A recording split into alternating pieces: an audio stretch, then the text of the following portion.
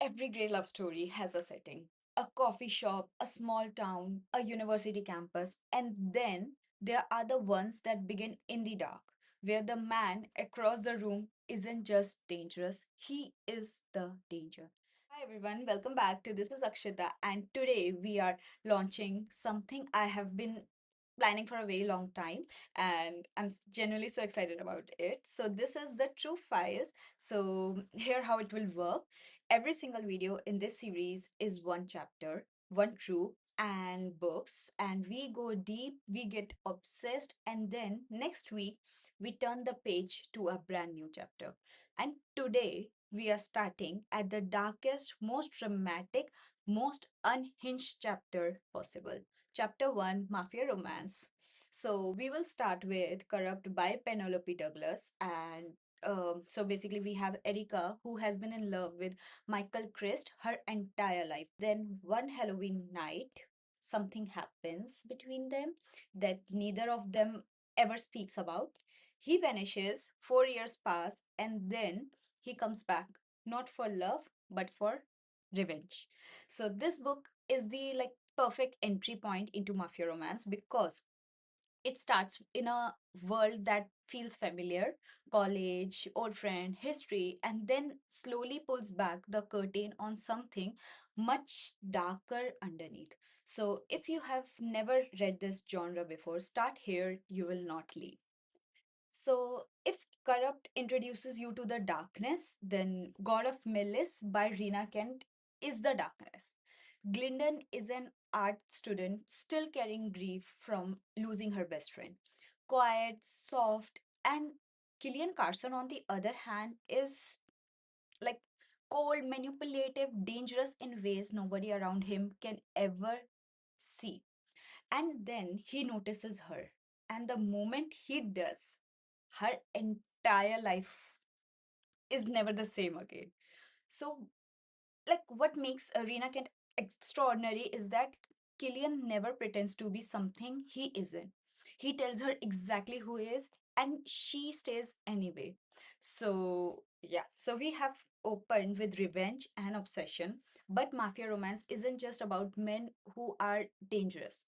Sometimes it is about women who have no choice but to enter the world. And that's where our story takes its first real turn. Vow of Deception, still by Rina Kent, because she simply owns this genre, I'm telling you. So, Leah is forced to take on the identity of a dead woman, specifically the dead wife of Adrian Volkov. Russian mafia, a man who is all eyes and control and expects complete compliance. What he gets instead of is Leah, who lies, schemes, fights back, and refuses to be controlled even when every logical part of her brain says she should. The push and pull between these two is relentless. He thinks he has power over her, she is not so sure. And watching that dynamic slowly shift is genuinely one of the most satisfying read experiences in this entire genre. It's tender and brutal. So that's the balance this genre walks. And our next book, it weaponizes that balance completely. So Sinners Anonymous by Somme Sketcher, it's viral on Book Talk and completely deserving of every single bit of that attention. So Rory is engaged, Angelo is her fiance's nephew, dangerous, forbidden, and looking at her like she's already his. She knows it's wrong. She knows exactly what she's risking. She does it anyway. Well, I like her.